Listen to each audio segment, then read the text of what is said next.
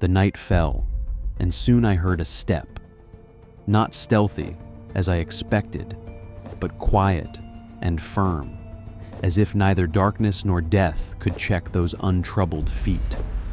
What followed was one of the most extraordinary accounts to emerge from the battlefields of the Great War. A story of fear, faith, and a mysterious encounter that would remain with those who witnessed it for the rest of their lives. I am one of those witnesses. My name is Forbes Phillips, and this is a real story written in my words over 100 years ago.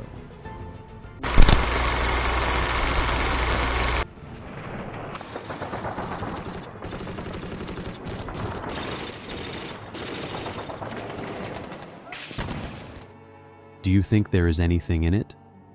He was a clean-set 6-foot specimen of English manhood, an officer of the RFA wounded at Mons, who spoke. I mean, I haven't studied these subjects much. In fact, I haven't studied them at all. Sport is more in my line than spiritualism and that kind of thing. But when you have experiences brought under your very nose again and again, you cannot help thinking there must be something in such things. He had just told me that in the last few minutes' sleep, he managed to get on the march to Mons. He dreamt that he was unable to sit his horse. The next day, he was wounded inside his right knee, not seriously, but sufficient to stop him riding for a week or two. I should never have thought anything more of it. I mean, connecting the dream with the ill luck. But in the South African campaign, there were quite remarkable instances. You see, at such times when you are playing hide and seek with shrapnel, officers and men get very chummy when we do get a spell for a talk. The Tommies give us their confidences and ask us all kinds of strange questions about religious and supernatural things. Take Premonitions, for example. How shall we account for the British soldiers' actual versions of the matter? There are countless stories in this war, in every war, of men having a warning, a subconscious certainty of death. The battlefield is armed with a full battery of shot, which thrill with human interest and have around them a halo of something uncanny, supernormal. It may be that in the stress and shock of battle, the strings, some of the strings of the human instrument get broken. That poor Tommy, gazing into the night of the long silence, becomes a prey to morbid fancies, which presently are worked up into premonitions. There may be something in this, but the men of inaction are more prone to fancies than men on active service. One can only smile at the crass stupidity of most of the explanations given by those who deny the existence of supernatural agencies and powers. The region of spiritual dynamics is destined to be the science of the future. There is much fraud and cheap talk in ordinary life, but not under fire. Men are not cheap then, nor are they paltry. Strange that where death is busiest, the evidence of life beyond and above it all should abound. The invisible, full of awe, is also full of teaching. It is pregnant with whispers. The mind, tuned up to a new tension, receives all kinds of Marconi-like messages. He was hit, and he rushed forward shouting, "Why, there's my..." Then he dropped dead, but he saw someone. Of that, I am sure. So spoke a man of the ASC, who saw his comrade die. Deep calls to deep, and if we put our ear to the call, we may hear the message. On the battlefield, as in no other place, there is the call of soul to soul, of heart to heart, intensified by all our powers of emotion, which duty calls forth at their best. Tommy Atkins stares more fixedly into the dim future. The greater the gloom, the more he searches for the gleam, and sometimes it is vouchsafed to him. After all, time and space are artificial things.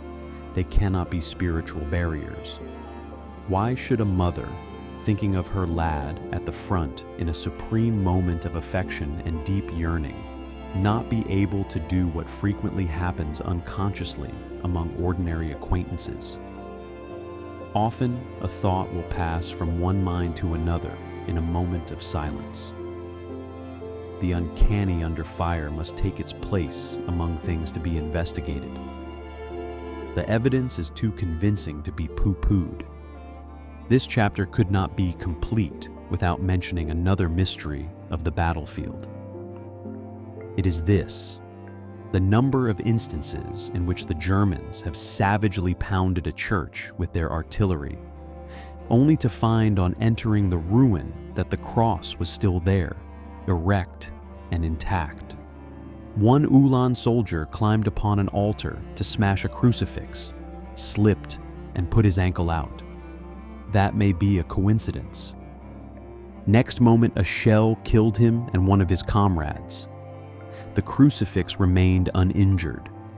Soldiers, French and British, talk of these uncanny things, interpreting them in several ways, but each of these ways is the pathway of the Spirit, perhaps part of the altar steps on which men climb up through the darkness to God.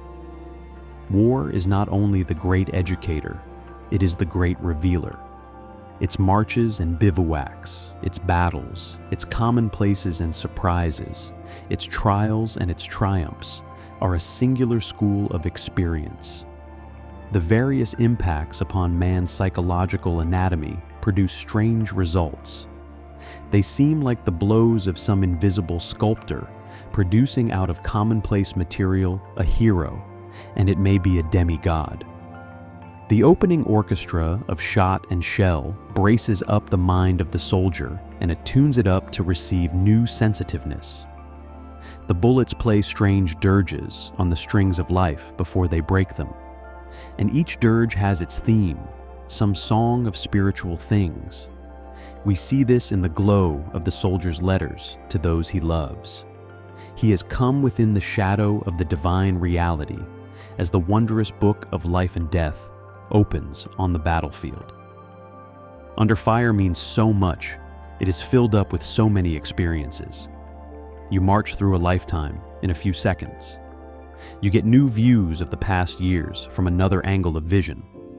Shadow and darkness and doubt are lifted. The soldier is frank and honest. He is not hidebound by petty superstitions. He is willing fairly to consider and weigh all sensations, visions, and inner illuminations. I never was religious, but this business is changing me and many thousands more. So writes a soldier. From another soldier's letter, we get, "War is the most sobering influence I know. It sobers them every day. They listen more attentively to the religious services. Sometimes I wish for the sake of the morals of our army that we were always at war." When I was in northern France, I came in contact with many wounded French soldiers, men who had gone to the front as atheists and returned firm believers. "Thank the good God I have really seen. I fell wounded in 23 places, they tell me. I fell cursing a God I did not believe in. Then a cold hand was laid upon my brow. I looked up and saw, ah, my God, how beautiful a being. Now I do not care to live, for I want to see that beautiful being again. I know I shall.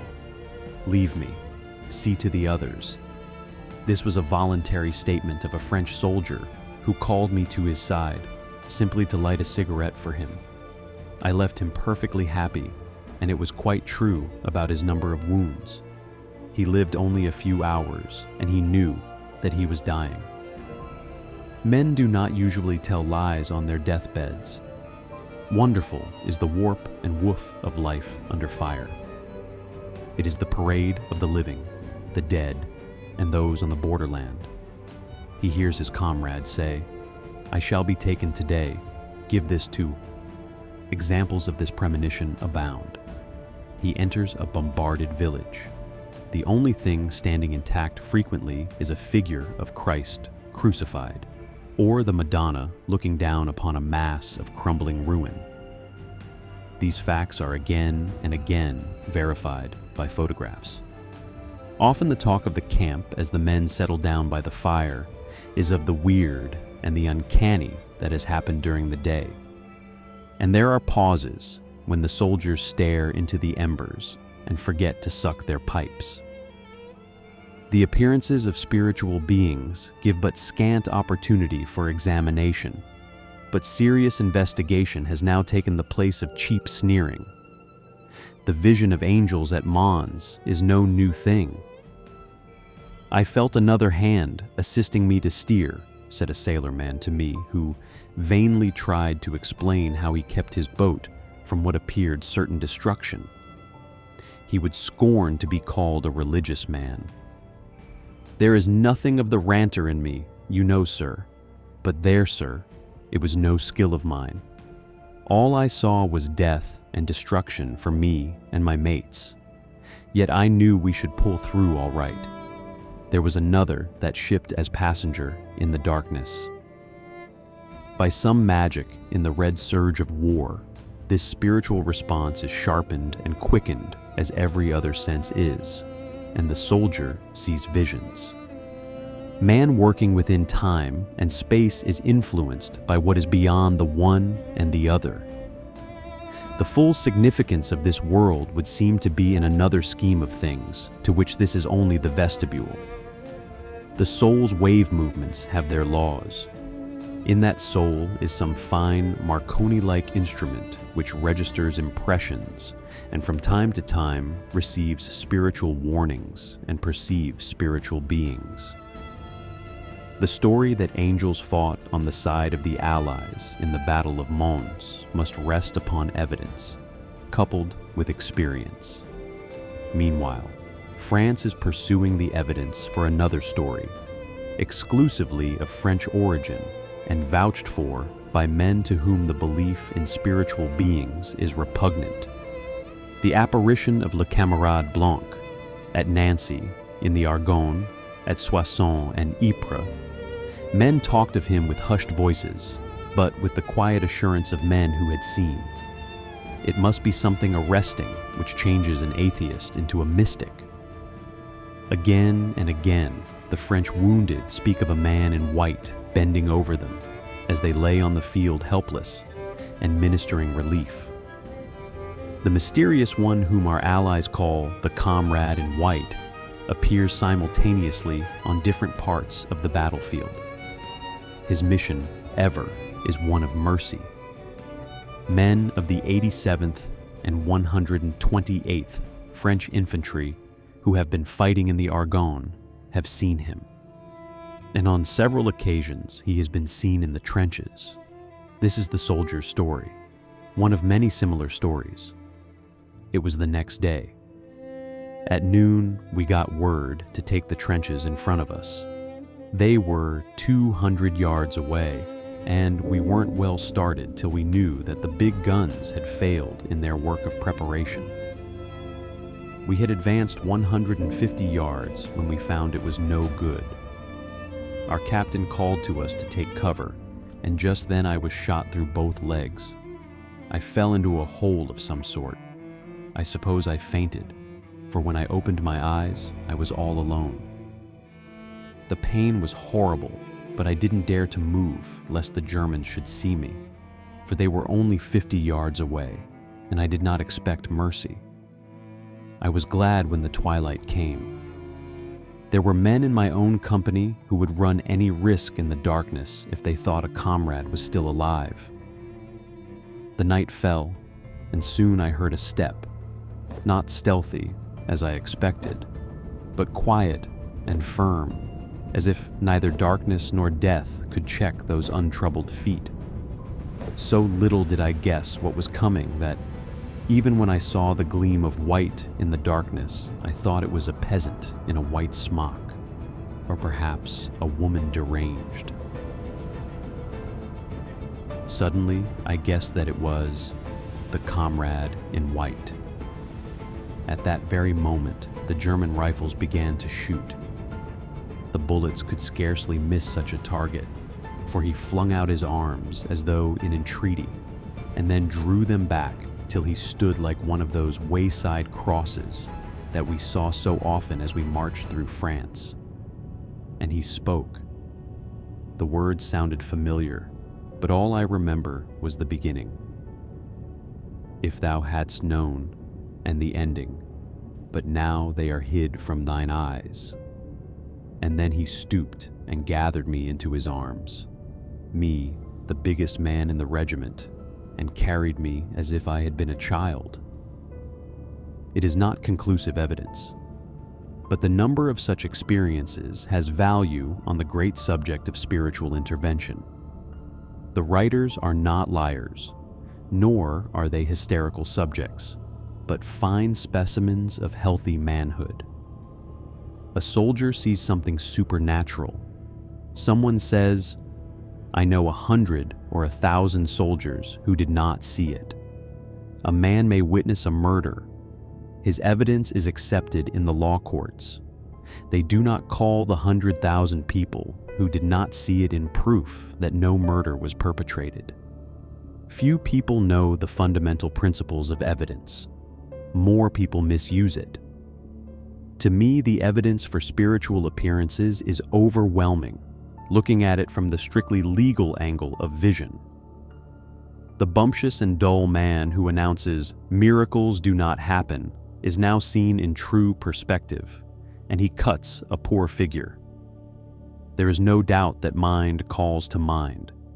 The uncanny under fire must take its place among things to be investigated. Science and philosophy are now boldly entering the dim regions of the occult in search of its laws. On the battlefield, Tommy Atkins is already there, thinking over weird things, and he comes to conclusions, finding the lights by which he steers. Subscribe for more real first-person historical stories, and leave a comment if you have any family memoirs you would like to share.